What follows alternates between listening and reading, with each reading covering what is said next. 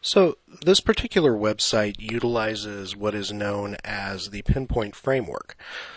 The pinpoint framework includes an item known as the Swift Page Builder, as a matter of fact. And the Swift Page Builder is one of the most impressive page builders that I've actually ever seen. So I'm going to come over here to Pages, and I'm going to click Add New to go ahead and add a new page. Okay. Now, if I get just the regular visual editor here, which you'll see we get you have actually three editors here. You have the raw code editor to edit code. You have the WYSIWYG editor, which is very, very similar to what you get when you're in WordPress, and you hover over, it'll give you a quick overview, bold, you can italicize your text, create unordered lists and ordered lists and block quotes and align text and underline it and justify it and change the text color and paste over stuff with Word from the format. It's very direct and to the point. And it's a very effective page builder. It's a very effective way to build WordPress pages. It really is.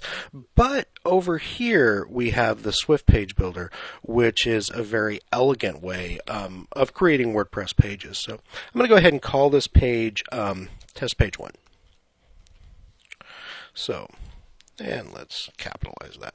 So now I have a blank content area here. Okay.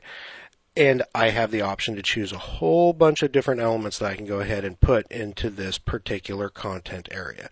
There's actually quite a bit of, and some of them you'll probably never use. There's the ability to put in raw JavaScript or in raw HTML. Probably you won't ever use those. Post carousel, maybe you'll want to post carousel for your blog entries later on, and you're able to put that in there. Portfolio carousel, the portfolio items aren't used in this particular framework yet, but you have the ability to do so.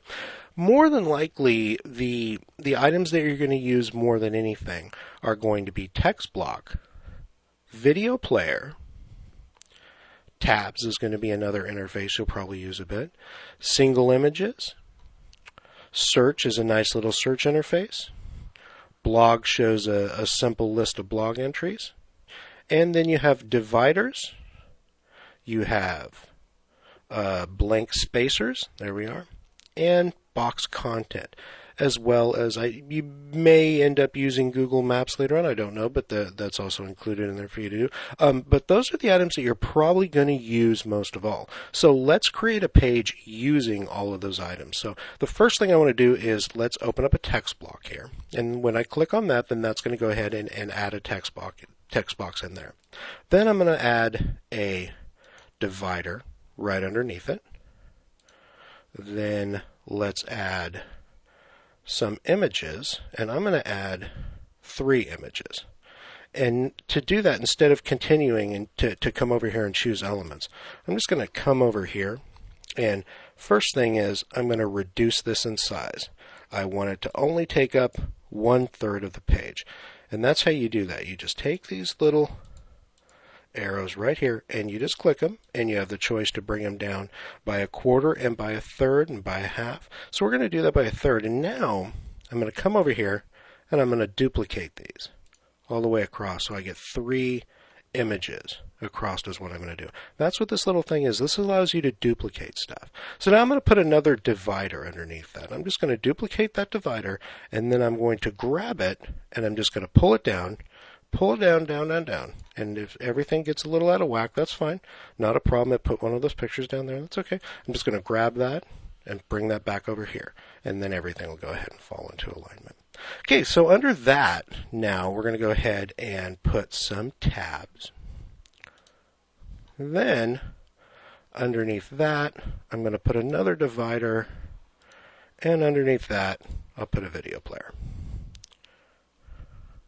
As we scroll down, now we've got all those nice things added. Right below the video player, let's also put in a blank spacer. Okay, so now I've got my page laid out like I want, but I don't have any content in it yet. It's just laid out the way I want it to be. So what I'm going to do, first thing is I'm going to go ahead, I want to change the text right here in this text box. So I'm going to click on this. I'm going to come in here to my nice little WYSIWYG editor, and I'm just going to change this text to demo text. I'll just say demo text. That works. So come down here, click Save. Now that's saved that there. Now I'm going to come in here. We don't have any images yet, so I'm going to come in here and we're going to go ahead and add some images. And as you'll notice, I'm pressing these little, what I'm doing is I'm pressing those little pencil marks over there right next to the thing that duplicated stuff for us, the duplication button right there. And that's what allows me to go in and edit each one of these items individually. I'm sorry, the system's running a little slow right now. We've done a lot of development on it today, so that could be one of the reasons it's running slow. Now we've got our image gallery here. I could select a file. I could just select one from the image gallery, or I could select a file somewhere else. I'm just going to go ahead and select this one here from the image gallery. Image size is full, meaning that are we supposed to use the full size? Yeah, go ahead and use the full size. No frame on the image. Full width. If you want the image to be the full width of the page, and to do that, the element has to be 1:1. And what that does is that removes padding on the side of the pages so that the image will go all the way out to the edge of the pages. You can do that if you want to, if you have a wide enough image. Enable a lightbox link. Yeah, we're going to go ahead and enable a lightbox link. Opens in a new window. Yeah, when we click on it, let's have it open in a new window. Now let's click Save. Let's go ahead and repeat this process here.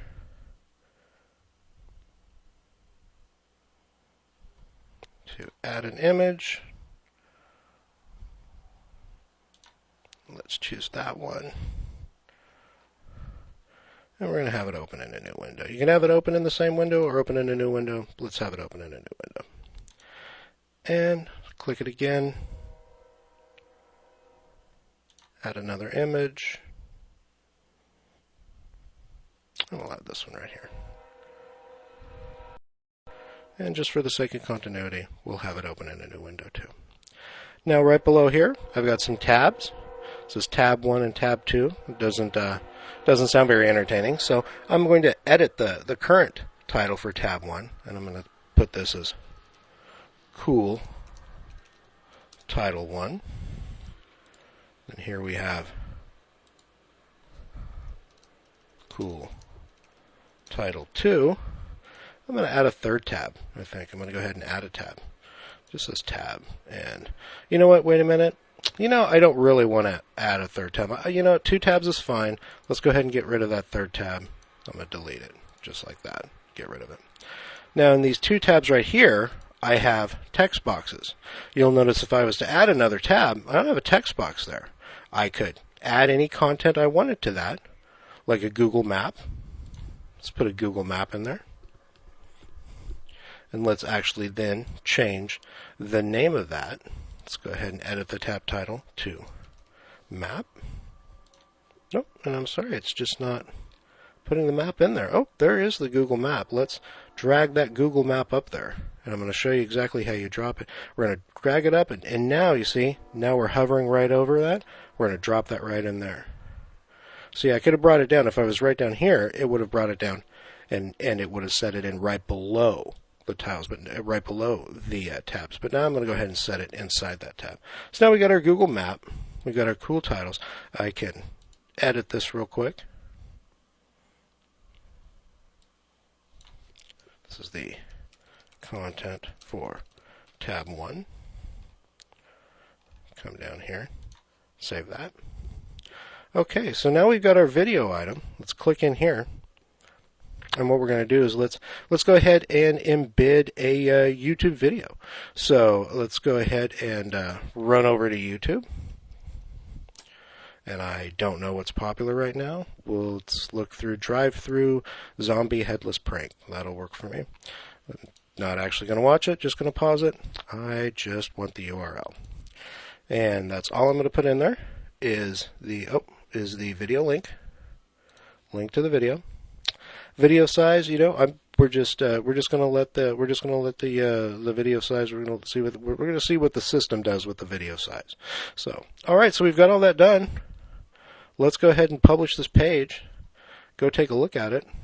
Creation here. I'm going to go ahead and get rid of YouTube there.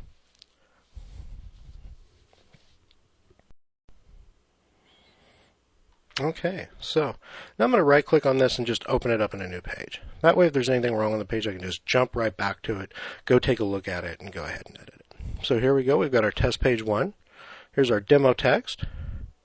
Here's these, I've got a light box. When I click on it, it brings it up in a light box. Those are our pictures. Here are our tabs. Alright. Here's a map. We didn't put a map in there, so it's not showing us a map, but there's our map. Here's Drive-Thru Zombie, Headless Prank. Click it. It'll begin playing it. Awesome. Now I can come in here and maybe I just want to go ahead and rearrange these.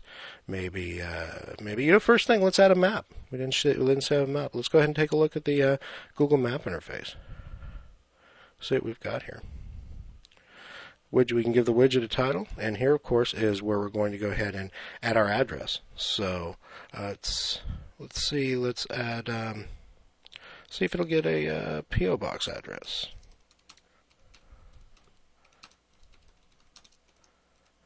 Don't think it will, but you never know. Nonetheless, since we put an address in there, it should go ahead and give us a map. It'll let us. You can actually choose between map, satellite, hybrid, and terrain views. Set the map height. Give the map zoom. You can put a custom pin image for the map if you want to, and you can also style it via CSS if you like.